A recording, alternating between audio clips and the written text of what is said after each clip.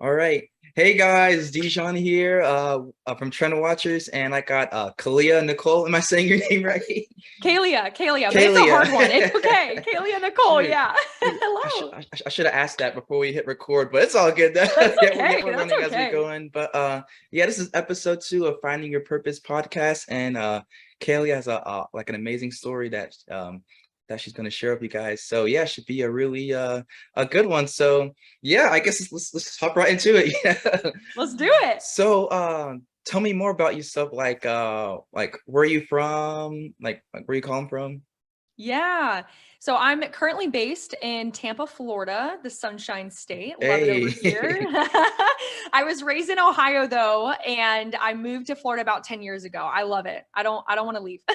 Man, Florida's a really nice state. I used to It always live is. on the East Coast. Now I'm over here in Utah, but like I'm Yeah. definitely coming back to the East Coast of Florida. Also Oh the best yeah. time zone too, Eastern time zone. Oh yeah. Oh But yeah. You should come nice. on over. Yeah, I love Utah too though. My husband's family used to live over there, and so such a great state as well. It's beautiful out there. Oh yeah, and some real mountains, but I love me the beaches every now and Yep, I'm then. definitely a beach girl. I Yeah. will take the beach all day. Yep, beaches and Waffle House. So yep, I'm Yep, with you on yep. that right there. Love that. Yep. So like growing up, can you tell me a little bit more about that as far as like your hobbies, what you like to do?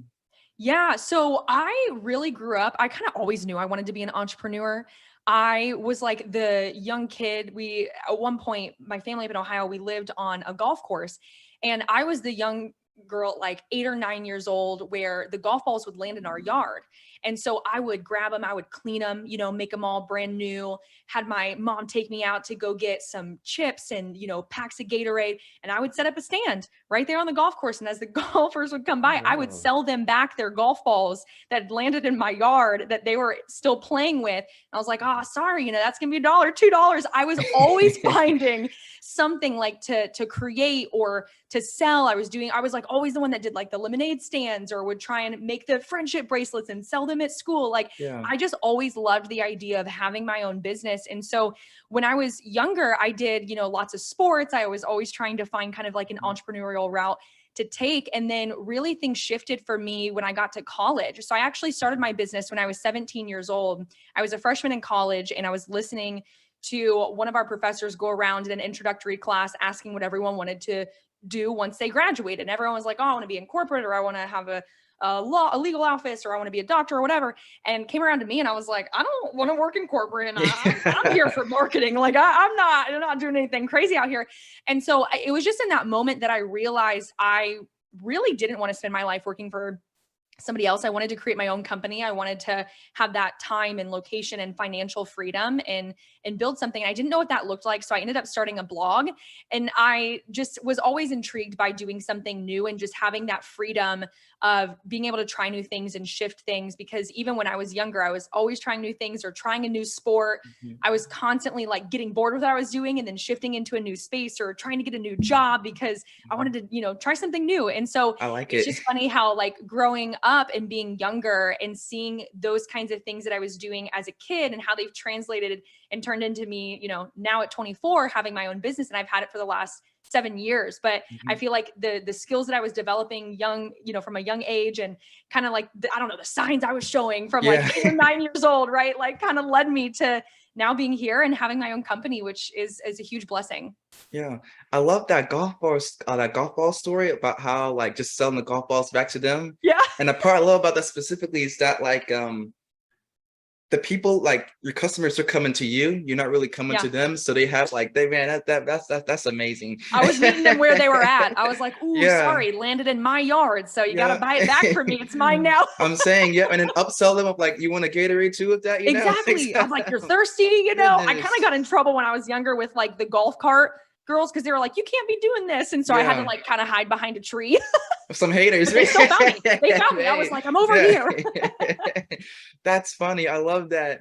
And I love how like like as you were like growing up, you were going from like one thing to another. Yeah. I was kind of the same way too. I get my parents always told me like, Dijon, you have like a hard time focusing, but I'm kind of grateful for like bounce from thing to thing because like I had all those accumulated skills. And I Yes. guess my question for you is like, what, like, as you're going through like all these ventures growing up, what skill sets were you using and accumulating, and how are they helping you today with what you're doing now? Yeah, I love that question because I'm really big on transferable skills, especially as a business owner. Like what skills can you gain from any situation, any circumstance, any job that you're in, Hmm. community that you're in, season of life that you're in? Like what can you grab from that and be able to apply during other seasons of life or Hmm. business that you walk into? And I would say some of the ones for me were just in general people skills, being able to have conversations with people, communicate my thoughts and my ideas well. That translated into now negotiating paid partnerships with brands or business deals with other companies. I would say another one would be just speaking, being able to speak not only like one-on-one, but also doing podcast interviews and things like this, or Hmm. speaking on stages, and that translating into everything from like how I'm showing up online to hosting my own conferences or speaking on stages, and that being a big part of my business. I would say like just a lot of people skills, a lot of just like Yeah. communication skills, and also just a lot of discipline. I really tried to discipline myself at a young age, whether, just kind of like really forcing myself to go through college when I did not want to go through Yeah. college. And I did finish, but I was like, this is such a waste of my time. I Hats want to down be to an you. entrepreneur. Oh my gosh. And I Man. finished it, and, here we are. But just learning that discipline when it was even something like doing homework or making sure I was meeting deadlines. And when I was in college, I was like a full-time schedule. I had, Hmm. 5 classes a semester typically. I was working a part-time job, and then I was building my business at the same time. And That's so being insane. disciplined, yeah, I was crazy. Still am crazy. And so You and me I was both. trying to do so many things at once, because I was like, I just also wanted to prove that I could balance that, and just creating like an insane amount of discipline. And that's allowed me to really transfer that into now, like I have a team of 5 that Mhm. I'm leading. And so being able to also delegate, being able to communicate the goals and the vision of our company and where we're heading, and lead them well and serve my team well, but then also show up and serve, my community well. And so it's just taking like every single thing that you go through, you can always grab something for that to use later in life. And so it's Mhm. just like you said, accumulating all of these different things through different situations and circumstances you go Mhm. through, but you eventually end up using those skills in some capacity down the line. Yep, and it's a beautiful thing, you know? It is. It is.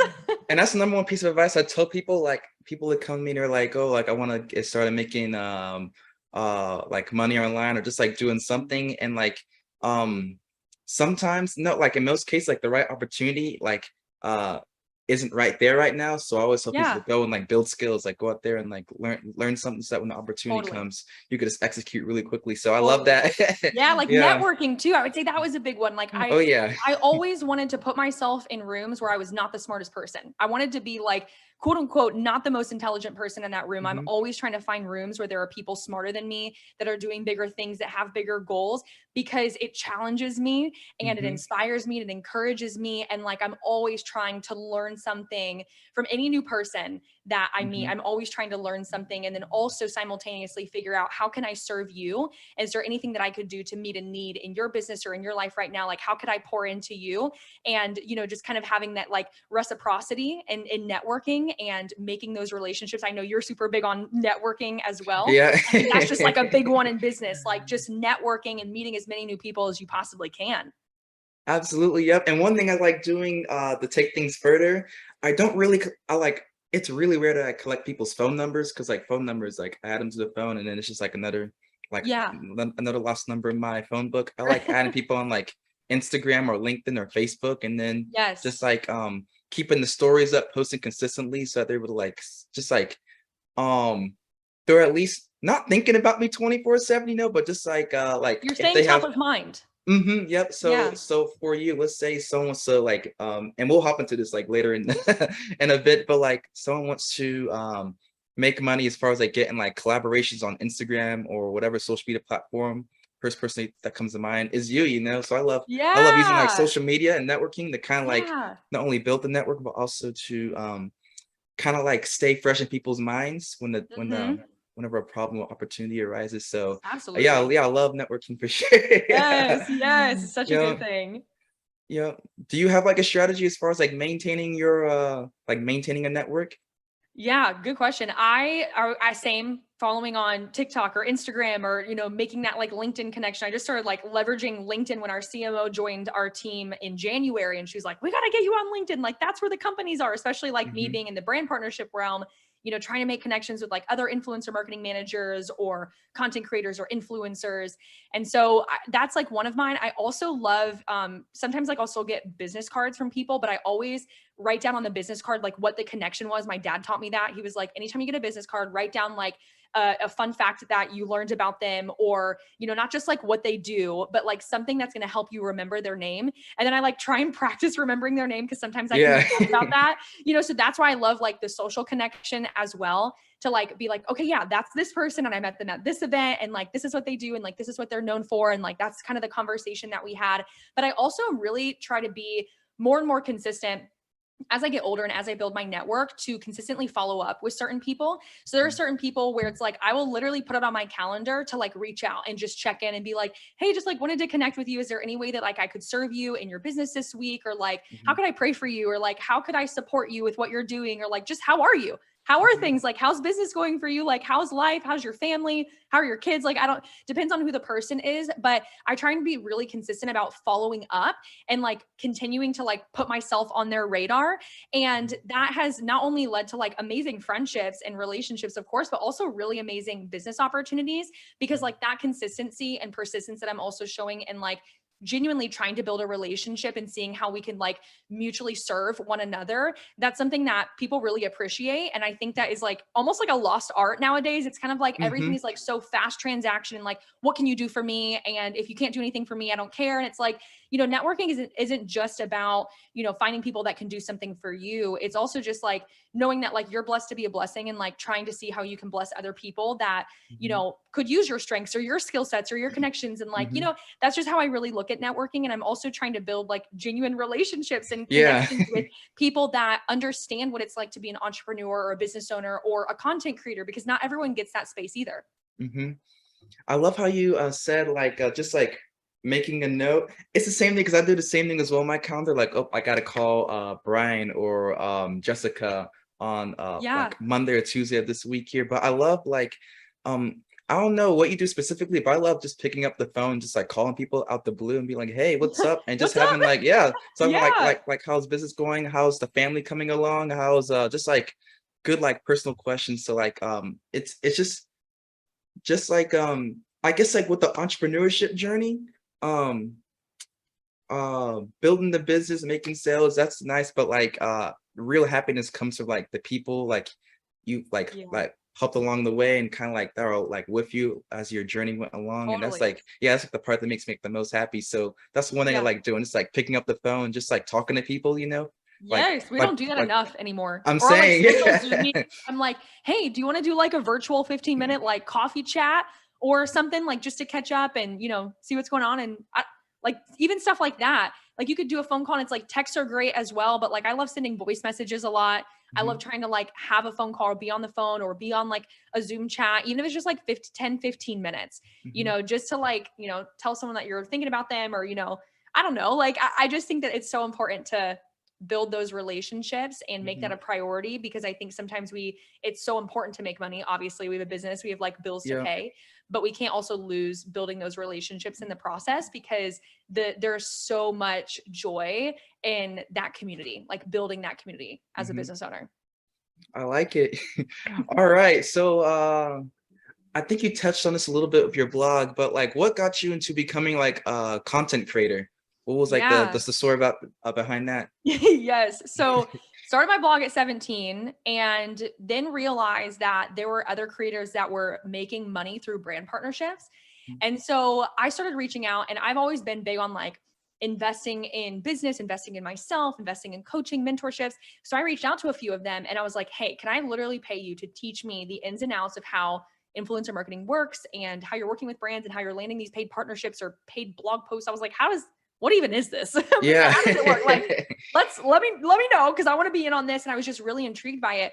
And because I was so young and like so new to the industry, people weren't terrible, but they were just like, that's really a nice thought that you want to do that, but like you're not going to make it. And I'm just giving you some tough love. Like it's just not going to work out for you. So like just don't waste your time trying to figure it out. And basically, no, I'm not going to help you. There is so much influencer marketing gatekeeping, right? And industry gatekeeping. And it still exists today. Not, thankfully, not as much, but back then this was 2015. So like influencer marketing was like, influencer marketing has been around for a long time if we like go back, but it really started when like YouTube had launched, and, it was not nearly as big back then as it is right now. Yeah. And so I was told that I wasn't going to make it and they weren't going to help me, even if I paid them. And so I was like, well, I'm going to figure it out myself. That's what we And like. that's what I just started doing. I just started trial and error, like sending terrible pitches to brands and like negotiating and taking on like insane deals I should never take on. I would never recommend people to take on now, but like I was just trying to figure it out. And so through that, I started landing deals. I finally started getting a system down and created kind of like my own framework for how I pitch and negotiate brand partnerships. Then I started posting about them, and then creatives were like, hey, how are you doing that? And I was like, I will never be the person that is like, no, I can't tell you. I'm not going to tell you because it's a secret and it's only for me to know. I was like, no, like you win, I win. Like this is a community. Like let's share what we know and what we've learned, and like pass on ideas to each other and like give each other advice. And so I just started sharing like education. I started doing like free mentoring for people. I was like, I want you to land paid partnerships too. Like that was my passion, is just like getting other people, like, taking them on and saying like, let's get you doing this as well. Like, let's monetize what you're doing. And so I started getting a lot of more people that wanted to, hire me like as a coach or as a mentor, and I couldn't keep up with the demand. So I was like, okay, I think I need to start charging for this. Yeah. So I started doing, like very like low key, like 30-minute sessions I was charging for. Then I kind of dabbled in one-on-one. And then it was 2019 that I had the idea to create a group coaching program where I would really walk creatives through how, from start to finish, how to land paid brand partnerships, no matter what their follower count was. And I ended up like, before I even finished the entire framework for that, I sold out all the spots in the group coaching program. And I was like, okay, so people do want this. And so I did that for a couple of seasons. I think we did like 2 or 3 rounds of group coaching. And it got to the point where I was having to turn away people from the group coaching aspect because I just couldn't take on, like, I'm really big on like doing work with excellence and also like pouring so intentionally into every single person that decides to invest in me, because it's just not a decision that I take lightly when you're choosing to invest in me. And so I was like, okay, what do we do? And then 2020 hit, and I was like, okay, a lot of people are losing their jobs. A lot of people are wanting to get into this space. How can we get more people? How can we make this more accessible? Number one, more financially accessible. And number two, get more people landing paid partnerships. Like anyone can do this. Like, and I can teach them. Like, how can we get more people in here? And so I had this idea of turning network to net worth, which was my group coaching program, into my now signature self-paced course. So it's 12 modules. We turned everything into, from the group coaching program, we like moved it over into Kajabi, created an online platform for it. And then I had the idea of like, what if people could not only learn from me, but also learn from, lawyers, CPAs, people that specialize in travel collaborations, people that run agencies and are managing influencers, people that are on the brand side that are doing the influencer programs for these massive companies. What if we could bring them in and have them do these guest speaker interviews? So then like these students could learn from not only me, but like 25 plus other people. And so that's what we did. And so now Network to Net Worth is my signature self-paced course where you can learn from me and up to 25 plus other guest speakers that are specialized in their industry. And it's financially accessible for creators. And also there's no cap to how many people can get in there. So that was like kind of what started this realm of like me monetizing, not only through brand partnerships, but also through the educational aspect. And that's truly what I fell in love with. Like, I love being a content creator, and I still do that full time, but my heart is education. Like, my heart is just getting other people to land paid brand partnerships. And for me personally, I've secured like 50K in brand deals, but I help my clients secure, my students secure up 6 figures plus. Like, we're about to break about $1 million that we've helped our students make. So I help that's pretty cool number. Yeah. Like, I help my students make way more than I ever have, but that's my goal. I want my students to be insanely more successful than I ever have been, because I'm taking the last 7 years of my knowledge, packaging it up into this course and handing it to them. So when they first start out, they're starting like 7 years of experience basically in, and Mhm. learning how to do things the right way the first time. And like that is what blesses me the most. Like that is my passion, is just really taking other creatives and saying like, here's your unique skills and talents. Mhm. Here's how you can monetize them. Here's how you can build long-term and well-paid partnerships with brands, no matter what your follower count is. Mhm. I love that. And I was planning on saving this question a little bit later because it's like the Finding Your Purpose podcast. But I guess like out of those like case studies and success stories, which ones really brought like the most joy and fulfillment into your life? And I can give you examples. So, like for me, like with my company Trend Watchers, I help like creators go viral with trends.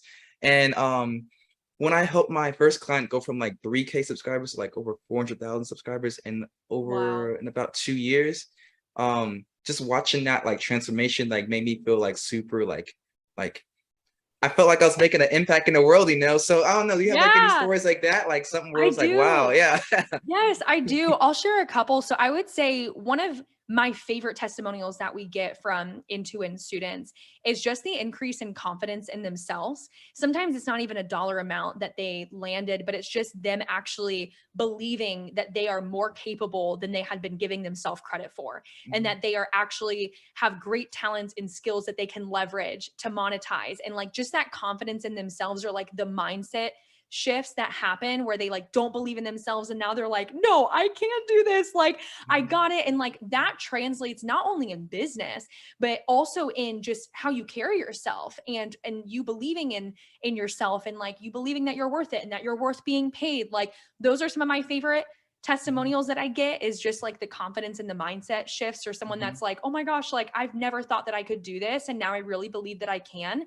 All the way to, we had a student that within her first year of, or she took Into and within her first year, not even, she was like, it wasn't even a full year. She made 89K her first year, and now she makes That's a a good number. consistent six figures a year just from brand partnerships. That's not to take into consideration any other of her, Mhm. more or revenue streams that she has. Strictly from brand partnerships, she's doing that. So I would say like, and then in the middle of that, people leaving their full-time jobs that they hated and didn't feel Mhm. valued at, and are doing content creation full-time after taking Into to those that are like, you know what, the brand partnership money that I'm making now has allowed me to take my family on a vacation that we've always dreamed of, or has Mhm. allowed me to have my husband step away from a job that he hates. And so we're doing this, and like that's picking up, and I'll be able to step away from my job soon. Like just people living in alignment to like what they're truly passionate about and what they Mhm. feel like they're called to in life, and being able to do that because of what they're learning in Into and just Mhm. like negotiation skills, because I teach a lot of negotiation Into and then being able to translate that and negotiate for higher salaries if they do love their job and they're doing brand partnerships on the Mhm. side, or negotiate for even things on like vacations, right? Like Yeah. Airbnb deals, or like hotel stays, or Yeah. just so many different things, like things that are like really making them live a life that they love and are passionate about, and they feel like is in alignment to what they feel like they're called to do. Mhm. And those are some of my favorites. I have so many that I could share, but Yeah. it's really, really it's very fulfilling just seeing the stories that come out of students that take Into I like it, and I also love how like the skills like your students are learning, like how they're able to like not only apply it to like and like getting like partnerships, but also how they can apply it to just like all areas in life, you know. I Yes. find that really Yes, the unique. transferable Yeah. skills. I'm really big on Yeah. teaching transferable skills. So like pitching, I'm like, pitching you can apply to anything. Negotiating, you can apply to anything. How do you Yeah. sell? You can apply that to anything. Creating content. We live in a content focused world. Like you can Hmm. apply that to so many different things. And so it's really cool to see how they use it, not only for brand partnerships, but like all these other areas in their lives, and in their business, and even like friends or families' lives, or their significant others' lives, like how they Hmm. just take it and run with what I'm teaching in there. It's Yeah. really cool to see. Now, does your program, does it have like a mindset training? Because like of all the programs I went through, in order to reach like desired results, it takes like a level of like just like self-belief and self-confidence, just like a whole paradigm shift as to believing Yeah. like I'm worth um like this amount of money for like this deal or whatever. Do you have something like that? We do. So the very first module in Intuit, and then we also are releasing the kind of like the baby version of Intuit called Intuit Lite. And Mhm, both of them, the very first thing that I put in there is a mindset training. So mhm, just really attacking like limiting beliefs that you have and shifting your perspective and like what you believe about yourself or your business or what you're capable mhm, of. And then next to that in Intuit, our main program, what we have is I brought in a counselor, and he does like therapy and counseling. And so I brought him in to teach from like a therapy and counseling perspective what mindset actually looks like and how you can tackle those limiting beliefs. yeah. And we like, again, that's like really bringing in those guest speakers, because it's like I don't have my PhD, but he Yeah. does, and this is like what he Yeah. practices, so it's like I'm going to leverage that, bring him in. And I will tell you that out of all the, we have like over almost 40 hours of content in Intuit, and Mhm, that one section by far is always every single student's favorite, because it sets the tone. Like I could mhm, teach you all the strategies and tips and advice and hacks and ways to do things all day long.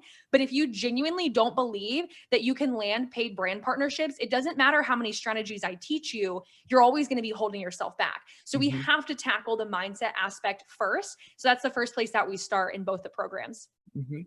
I love that. And once again, like once you fix your like adjust your mindset within like going out there and like getting those collaborations, it seeps into other areas of life and just like your whole Yes. life. Yep, it's a Yep. beautiful thing. Yep. It is. It is. I like it. So because I know for me, I have like my own program with like courses as well. And I was like, as I was making the course, I was like, I don't need a mindset training. Like they'll I'm just gonna give like like Yeah. value. When I guess like what as you're creating this program, what roadblocks did you like come across as far as like adjusting the program, like um getting that first like testimonial? Like could you walk me through like your I guess like yeah, I guess like the time frame and like the roadblocks you have to like overcome to get to where you're Yeah. at? Yeah. So when we first launched Network to Net Worth as the group coaching program, I mean, we priced it at, it was depending on the payment plan that you went with, it was Mhm, anywhere from like 2,500 to 3,500 per person. So mhm, huge roadblock being in the creator space is that was a really high ticket investment for a mhm, lot of creators. So we definitely dealt with like a lot of fear of like the price and the investment, and is it mhm, worth it? And when you're first launching it, and like the very first thing I'm coming out with, that's a group coaching program and not necessarily just one-on-one, and it's that ticket price, people are like, okay, how do I know you're worth it? Like, how do I know I'm going to uh-huh. make the ROI? And so like that was a huge roadblock. And so even like now launching it as a self-paced course, Network to Net Worth is $14.97. And Mhm, still like that's way more financially accessible, and everyone gets lifetime access to it, which is mhm, awesome. But I still deal with people being like, I don't know if that's the right fit for me. And that's a big investment. And I'm just starting out, which is another reason we decided to launch Network to Net Worth Lite for mhm, $397. So it's more financially accessible and like a lower cost investment. So like mhm. just the pricing was kind of hard. And then getting the first testimonial of like, you really have to like push people to like go Mhm. through the program and like apply things so they can actually Yep. give you a testimonial Give that like showcases what the program taught and how it changed your life or your business or led to different, partnerships. And so just like getting it off the ground, the first time ever launching it came with a lot of roadblocks of I didn't know how to run a group coaching program. It was my first time doing it. When we launched the Mhm. course version of it, I had never done a course before. It was my first Yeah. time doing it. And I think just like for me, I'm not a tech person. I am a teacher. I'm an educator. I am not a techie. And so like the Yeah. tech was a huge roadblock. But that's also where it came down to like, as I started growing my team, just starting to outsource where I did like where my strengths weren't. I just started Mhm, to outsource for all my weaknesses, and finding people that could help me with tech, and finding people that could help me with like uploading things into the course and managing, the content and uploading new content. And so I think another one too is like the influencer marketing industry changes so rapidly. And so you have mhm, to be like on it when you're updating the content. And something that I know our students really value that we do is we base all of the content updates off of what they want to see. So it's based off of their feedback, their questions, what lessons they want us to add in there. And so I think at first I was like, okay, what else do I add? Like, this is what I think yeah. needs to be in there. But as we started to get more students and they started to ask questions, I was like, okay, we need a lesson on that, or we need a Mhm, whole module on that, or we need this and that. Cause like when I first started out, I didn't do as big of a mindset module as I have now, because I kind of thought the same thing. I was like, value, like, Yeah. out, and like, as they get the value, like their mindset will shift. And it's like, no, we have to focus on that. And I was seeing like a lot of them run into the issue of not landing these partnerships, that they were doing the right strategies. But then I would talk to them one-on-one and they were like, yeah, but I just like don't feel like I can do it. And I was like, oh, that's a whole Yeah. nother issue that we need to like Yeah. tackle. So just like I think a lot of people wait to launch a program or launch a course or launch something that they could monetize. And, really they wait for a long time because they think it has to be perfect, or it has to be like the perfect end product before they can do it. And I don't recommend waiting. Don't wait, because you're going to figure it out. And like your students are also going to give you feedback as you go along, or your clients or your customers, like they're going to tell you as you continue to release new versions what they want to see next, because they're going to be like the best market research, and you're not going to know until you put something out there. And so I'm so glad that I didn't, like, when I first launched Network to Net Worth as a group coaching program, we hosted everything in freaking Google Drive. Like I did the same as well. I don't know where to put it. I didn't know about Kajabi at the time. Like, and so like, I didn't know about the platforms. It wasn't fancy. It wasn't anything crazy spectacular. Like what it is now 3 years later is insane compared to what it started as. But I'm glad that I started it before it was perfect, because like it's never going to be perfect. Like, and we're still to this day constantly adding new lessons and constantly making it better. But like, that's the way that it goes. And so like, if you're listening to this and you have this idea of something that you could start, don't wait until it's like perfect and you have all the pieces, because like your ideal audience and your ideal customers are going to tell you how it could be improved. And they're the best people to listen to anyway, but like, just get it out there. Like just start it. Don't keep waiting and sitting on this great idea that you have. I like that mentality of just like going out there and doing it. Even when I come out with new programs based on like customer feedback, I just go out there and I pre-sell it. I don't even like, I may do like the PowerPoint like skeleton structure, just like the names only, and the modules names. So I don't make the whole PowerPoint, but like I'm a big fan of just going out there and listening to the feedback and adjusting. And I can relate with you as far as like giving like pep talks to customers, as far as like just like oh, you got to go out there and do it. Like the problem, I guess like how I solved that problem was like making like more modules, go more into depth into things, and also systemizing things, such as like making templates, making what else, like kind of like a scheduler where you go and plan out like each and every day, like setting goals. Did you have to find yourself making a lot of those like resources to make it kind of doing the hard work so that it's easy for your customers to get the results? Yeah. We have so many plug and play pitch templates and negotiation templates and follow-up templates and content calendars and pitching trackers and collaboration trackers. And we have like a whole directory in Network to Net Worth for brand contacts, where we just did the heavy lifting. So it's like, you could search we have like overall, I think it's almost 300 contacts that we have in there. So you don't even have to go do the research and find them. You can just go in the directory and find them. So like, over the years, we've done so much of the heavy lifting. So they come in and it's like, listen to the videos, use the templates, like do the exercises, do the worksheets. But we have a lot of those digital downloads or exercises or things like that they can implement as they're going through the content. Because it first started out and it was like mostly just videos and me talking and like teaching. But then I was like, okay, we need a template for this and we need a So like now it's really fleshed out, where we have like the step-by-step framework and then all the templates that go with it. But then we're also constantly adding new ones too, because our students are like, oh, but like, do you have a specific template for like how to pitch to a podcast or how to pitch to a hotel? So like, like your overall template, and then you're like trickling down into making them more detail oriented. And so that just comes with growth, and I think that our students have just really appreciated that we listen so intently with what they're wanting to see and make adjustments according to their feedback. And I think that's the biggest thing, is like, just listen to your customers, like listen to what they're asking you for, because like they're telling you exactly what they want. And if you give them exactly what they want, they're going to be happy. There you go. And you get more customers. Yes, exactly. I like that. And they tell other people, like they spread the word of mouth. And then, they're like, oh my gosh, I love Intuit. You need to join Intuit. And so it's like, that's how we've really been able to grow the program. We have over 250 students in it. And it's a huge word of mouth referral for a lot of it. I like that. And I also like how you have like a big library of like free resources and templates, because like you can even go and like take some of those and make like a landing page, or go like get this outreach template for podcasts, in exchange for your email or whatever, you kind of use it Yes. as like a way, it's like a nice like lead generator. So I Oh, like that. Yeah. we're big on email. We are really big on email. Like there's a huge there's a lot of conversation around like, oh my gosh, if you got hacked on Instagram, like would you just be completely distraught? I mean, like for me personally, I'd be like, dang, this sucks. But thank goodness we have an email list because we have an Yeah. email list of over 6,000 subscribers. Hmm. And that's like the highest converting for us when it comes to sales is like social media is really huge, but Hmm. we try and funnel as many people from all of our social media accounts to email Hmm. because it's just like it's a higher conversion and also like that's a deeper level of community right there where they're like giving you access into their email inbox versus Hmm. just following you on a social media platform. So I'm really big, like we have multiple lead generators, but like our free pitch template, that's just like our general pitch template, that has over 3,500 signups.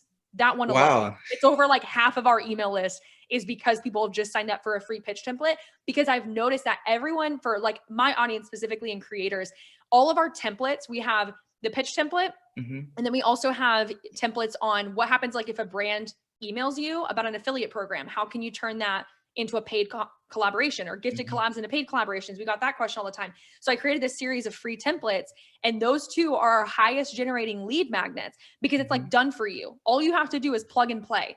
So anything Hmm. that just makes anyone's life easier, it's like worksheets are great as freebies or, you know, an exercise is great, but like a template or a Google sheet or like Yep. something that they People can love that. plug in, they eat that up. Uh-huh. They Yeah. love it.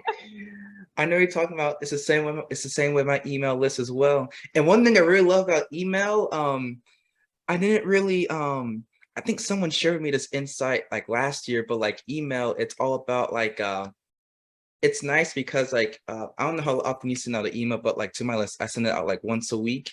Yeah, we And do 2 times a week. We do a lot of nurturing. I like it. And I love that word nurturing too, because like with email, it all comes down to I forgot who it was by, but the guy said like you didn't sell like you don't sell people, you just catch them at the right time. So if Exactly. yep, so email marketing, you're sending out an email like just consistently, like giving the value and everything. Yes. And like maybe today, like let's say I don't have the money to go and like enroll into your program, but let's say you keep on sending emails, and then 3 months from now a lump sum of money comes in, and then you know you just like the words you wrote in that email, like it Yeah. really moved me. Yeah, I'm like like, all you're right, ready. yeah, I'm ready to take action. Yeah, Yeah. that's one thing I love about email. It's Oh all yeah. it's like a timing game. Totally, totally. And like we've had that situation happen so many times. And what's going to be really interesting is like at the time of this recording, we haven't officially launched Into Enlight. We're launching it on Tuesday. And so this is the first time we're launching like a smaller version of Network to Net Worth that's at a much more financially accessible price. And so I think it's going to capture a lot of the people that have really wanted Network to Net Worth, but we're like, listen, a $1,500 investment is just not something I can swing right now, but $397, I can do that. And so it's people that have like been on our list and have seen us talk about Network to Net Worth that are like, oh my gosh, I wanted that, but like Into Enlight, like count me in, like I could buy that Yeah. right now. And so what we do with all of our freebies too is I think a lot of creatives make the mistake of like, they're told you should have an email list. So they start one and they have a lead magnet. And then that's all you hear from the creative, except for like maybe once a month, we have like a newsletter or like they create something else and they like it's like 2 months later you hear from them. So how we've set up all of our lead magnets is when you sign up, you immediately get that delivered to your inbox. So let's say you're signing up for the free pitch template, you get sent that. It's like, hey, awesome. We're so happy that you're here. Here's your pitch template. Then we have triggers where we set them apart, like about, depending on which one it is, like 2 to 3 days apart, where it's just value email, value email, value email. So we call those nurture sequences. So every single lead magnet that we have is attached to a nurture sequence. So no matter what they sign up for, they're getting more free content and value and tips and education, because my email list is like straight up education Yeah.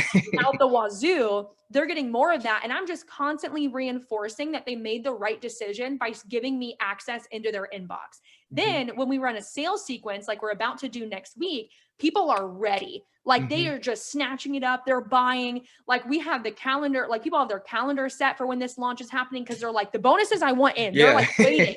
You know, and I feel like people on email lists are like waiting for you to release something so They're they just can just, like, refreshing, you know. take their money. Yeah, they're like, take Yeah. my money, okay? You can have it. You know, I want to sign up for this thing. So it's definitely a different ball game, but there's no way that I would have been able to build that email list if I didn't first build the credibility and trust I have with my community on Instagram and now TikTok. Mhm. So it's all translated, it's all circle, but we try and keep it in a funnel where it's like, okay, we're funneling people from TikTok and Instagram to email lists, and then email lists to actually buying the products. And so Mhm. we have a whole system going over here. And I think that there's a lot of missed opportunity with creatives not pursuing an email list and only focusing on social. Cause like, what happens if you lose your account? How are you going to connect with your community? It's like you Uh-huh. are renting your social media platforms. You don't own them, but you own your email list or you own a Mhm. website. Yep. And you know, even if your email provider, like, they just happen to like take down your account or whatever, you still have the emails, you just move to the next platform. Exactly. Yeah. Exactly. Yeah. Yep. I like it. And then as far as like your strategy for like getting new leads, you said TikTok. I know you have Instagram, and then you Yep. still run the blog, right? So I actually don't do the blog anymore. Funny enough, I have like the website, but we mainly keep it for our sales. So really how we're funneling people is like LinkedIn Mhm. mostly. We've LinkedIn and Twitter yeah, well, we have Twitter. I have like 8 followers on Twitter. Watch out. Really, really big time out there. I'll So still add it down below in the description. help me out, y'all. Yeah, let's get it to So yeah, 10. Twitter, LinkedIn. We also Instagram and TikTok though are our 2 biggest platforms that we're funneling people through. And so I would say Instagram is like the main place where we've really built our email list from. Mhm. But we recently had a video like go viral on TikTok. And so we like we're almost at 10K in like less than 4 weeks. And Hmm. so we've had a ton of people. It's been ridiculous. The amount of people that have signed up for our email list after seeing content I posted on TikTok that are like, oh, I want the free templates. Give me the free Mhm. templates. And I'm not even like creating TikToks about them. It's just the link in my bio. But Yeah. then seeing the education and like converting a ton. Like we had like 50 people sign up on email after the video started going viral and like Mhm. broke 6,000 subscribers on our email list. And so it's just like really interesting to see. But I'm constantly also promoting my email list. I think a lot of Mhm. people like have it, but they don't promote it a lot. I'm constantly like, here's our free pitch template, like free template, free template, free template. Like you get a Yeah. template, you get a template, and constantly talking about it.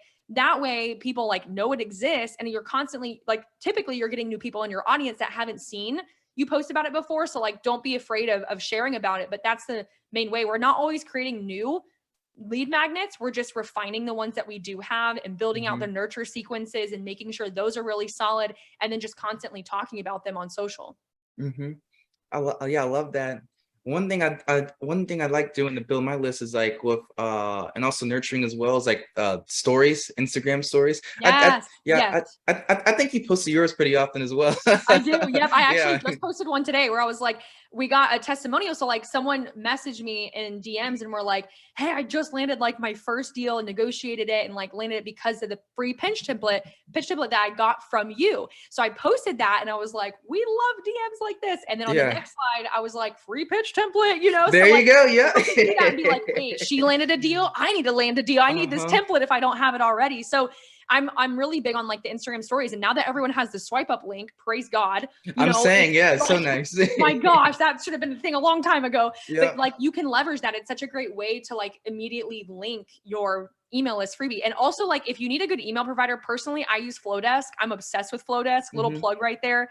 But I really love it because it's like aesthetically pleasing emails. It's an easy user interface. It's not confusing. I feel like a lot of email platforms are so freaking confusing Hmm. and you don't even know how to get started. So then you don't start because it's overwhelming. But Flowdesk is like my personal favorite. That's what I use. What do you use? So Aweber was my first love. Okay, I used Aweber at first too, but My then I first felt like love. it was so confusing. So then I switched over to Flowdesk when they launched. Yeah, that was like my first like that was the first like I guess like email platform I was taught. Like I Yeah. did a social media marketing internship in high school, like at 16 years old, and he showed me how to Wow. run like Facebook ads, Google ads and all that stuff, and like Nice. connecting like Zapier to like Aweber, like all the automation. So Yeah. that was my first love. And then for trend watchers, I use Mailjet, Mailgun. It's like I'm not a technical person either. I'm more of like a marketing teacher Like guy. that's not my thing. Yeah. But I have it set to where like when people sign up on my website, like if when like on the sign up sequence on the category collection on the category selection, if people hit like I want to get trends like the tech section, the gaming section, this section, it automatically puts them in like the email list for the tech section or Yeah, the email segmented list. out. Yep. So it's like Mhm. super it's like a nice complex backend, so I Yeah, use yeah, that. yeah. Yeah. Yeah. That's the way to do it though, is Yeah. all the different segments. Yeah, I have multiple, like we have a different segment for each of our lead magnets. And then like we have a wait list for, network to net worth. And then we've had wait lists for different events that we host. And so we segment everything out to see like what people are signing up for what. And also, are there multiple people signing up for multiple different email lists? Mhm. So it's really interesting. But when we're sending out our nurture sequences, so like our nurture, twice a week emails that we send out on Monday and Friday, we send it to the entire list that we have. We don't segment those out. The only time we really segment what we're sending out via email is if we're in a launch and we're only launching to like a certain wait list first to give them like VIP priority to signing up for something. That's Mhm. the only time we only send emails to them. But outside of that, we're sending it to the whole list. I just like to see where people are coming from and like what they're signing up for. Oh yeah, me too. I'm all about like tracking, because like tracking, it's like goes Yeah, hand in hand with like marketing. Yep. totally, Yep. That totally. that's a whole nother conversation. We're gonna Right. just go over that, because this will go on for like 2 hours. Yeah. But one question I meant to ask you is like, who is like your target audience? Like Yeah. who's like your ideal like customer? Yeah. So I would say I mostly work with females, and I would say it's really any kind of industry, because we have students at Intuit that are photographers, videographers, graphic designers, like hairstylists, anybody that's wanting to leverage their talents and skill sets as a creator and leverage that through monetizing with brand partnerships is Hmm. in my ideal audience. Someone that's like, that works hard, is driven, willing to invest in themselves, Hmm. is willing to, try new things and, get after it, and just wants to monetize and like either have brand partnerships be their full-time thing, a significant side hustle, or something that they kind of like dabble in as a hobby right now because they want to eventually transition to a serious side hustle or going full-time. Those are my kind of people. Like, but anybody that's in the creative space, not just content creators or influencers. I think that was a Hmm. misconception that was another roadblock I had to get over, is like Yeah. forever it was like, oh, calling all influencers. And then the industry shifted. And then who I was really wanting to serve shifted from me. Not, I was like, I don't want to just talk to influencers, because not just influencers can do brand partnerships. It's like you Hmm. could do brand partnerships, but you might not consider yourself to be an influencer or Hmm. want to be an influencer, but you could leverage brand partnerships. So really, that's why I say like creatives in general, no matter what kind of Hmm. industry you're in as a creative, if you're wanting to leverage the power of landing paid brand partnerships and monetize the skills and talents that you have, then you're a good fit for what I'm teaching. So with that, is there like a minimum, like a follower count you need to have, or is it just like more on like the niche you're in? Like how does that Yeah. work? So what's really intriguing is if you're trying to be like an influencer, and I'll clarify what that means. Influencer would be someone that has some kind of pull on a social media platform where you're influencing people to buy a product. I would say anywhere from like 1,000 plus people. A lot Hmm. of times this has to be like 10K plus. If you're under 10K, you're considered a nano influencer. So that's like 1,000, 10,000 followers or Hmm. less. Lots of brands are working with more and more nano influencers because you have really high conversion rates. But if you have like under followers, but you're really talented as a creative, and let's say you're a photographer, a videographer, like you kill it with content creation, but like your following just doesn't showcase that skill that you have, Hmm. you could do UGC, user generated content. And that has nothing to do with your audience size, because that's content that you're creating for a brand to use Hmm. on their email, website, Oh, social that's media. interesting. Yeah. Could be doing paid advertising. They could want it for a billboard. They could want it for in-store signage, anything like that. It has nothing to do with your audience size or follower count, everything to Hmm. do with your skill set as a content creator. So you kind of have these two buckets. You have those in the creative like space that want to be an influencer, and they're like, I want to leverage the audience that I've built, and I want to do partnerships with brands where I'm posting sponsored content on my social media platforms. And that's like the Hmm. influencer category. Then you have the second category of content creators that are like, I want to do UGC, just create content for brands that I'm not posting on my page, but I'm creating it for all of their pages. And you can make so much money from doing UGC. I Hmm. will sometimes make more, and my students will sometimes make more from doing UGC for brands than for doing actual sponsored content. Because, for example, if a brand wants to hire me, and I will usually charge anywhere from $800 to $1,000 for an Instagram reel. So let's say a brand is willing to pay me $1,000 for an Instagram reel. Well, let's say that I want to charge, $200 a photo, but I have a minimum of giving brands 10 photos. Well, Hmm. that'd be $2,000 I could make from UGC, or $1,000 that I could make from a reel. So I could make more from UGC and not actually posting on my account, even though I still have a decent audience size. So it's like, and then there's the people that do both. Like I operate as an influencer and I create content on my page promoting brands, but I also operate as a content creator where I do UGC for brands that my audience never sees unless they are like maybe on their email, the brand's email list, or like they're scrolling on that brand's social media, or they see a paid advertisement of me come up. So it doesn't matter. Like that's what we had to make a huge shift when it came to network to net worth, and network to net worth light is like, you don't have to be an influencer or content creator to take this or want to be one of those, but you also don't need to have a certain follower count, because you can work with brands and land paid partnerships. Even if you have no following, you could have 0 followers and land paid deals if you have the skill set as a content creator. That's interesting. And right? And the crazy thing is that like because this is my first time hearing about this here. It's just like an education problem, you know. Even with me with YouTube, I always thought that like you had to get like millions of views to make money on YouTube. But like I come across people that have like 500 subscribers making 10K a month just because like you know how to like funnel their traffic off of YouTube to a course or program or whatever. There's like so many different ways. It just comes down to just like making people aware and just like educating them and then giving them the resources to go out there and make it happen. So that's pretty cool. Yeah. That's why I'm so passionate about it, because there is like a huge lack of education. And so I'm really trying to break the stigma that you have to be a content creator or influencer to make it in land paid partnerships. Like, you don't have to be, but you also could be. It's just a matter of like, I'm really big on let's uncover your unique talents and skill sets as a creative in general.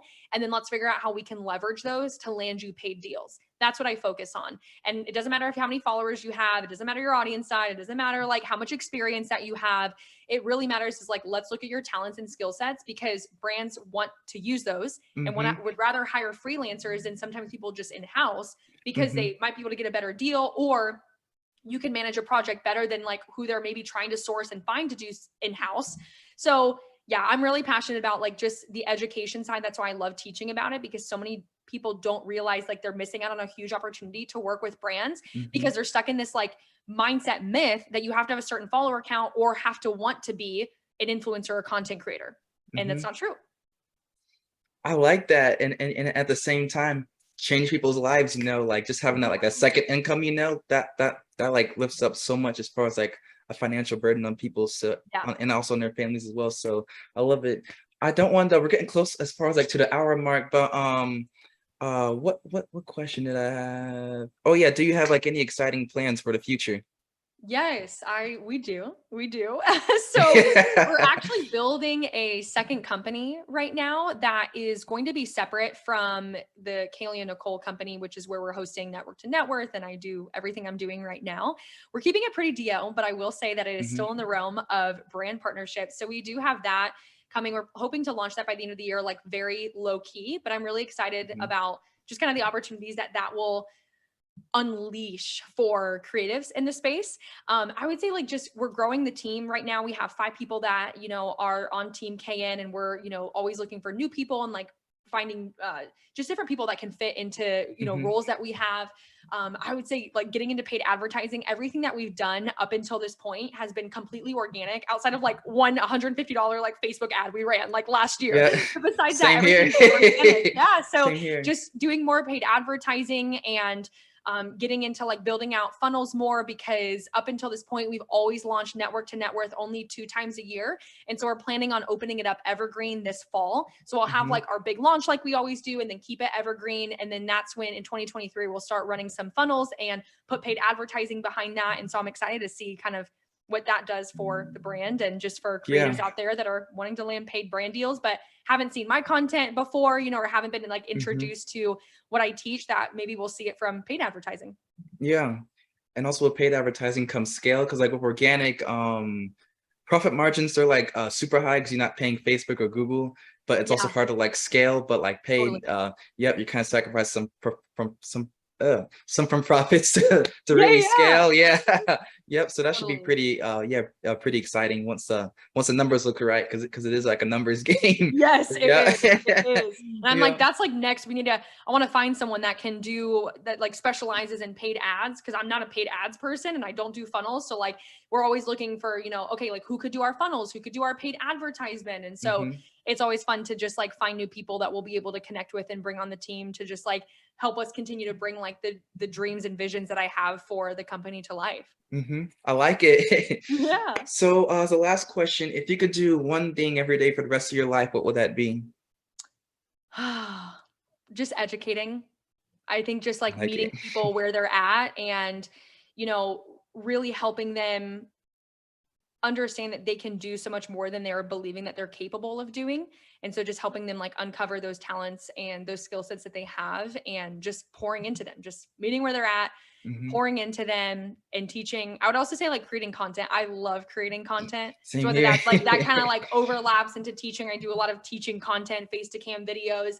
And so I would say like those two things, or reading a good book. I love a good book. Man, I cannot sit down and read a book. I'm more of like I gotta listen to like a podcast while I'm driving or while I'm doing Yeah. something. Yeah.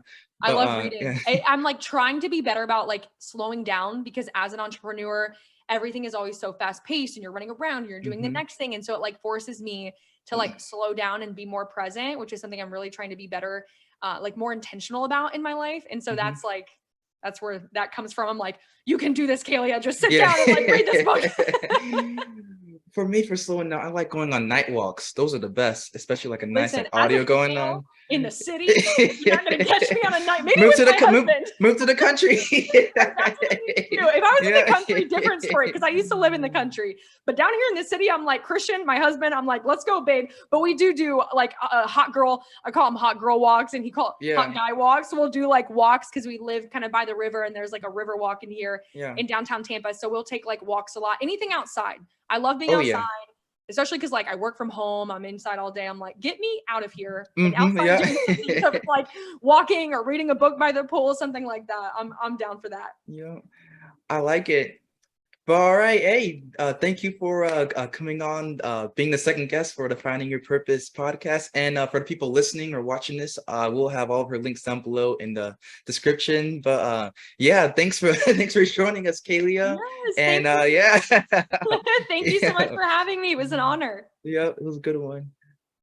And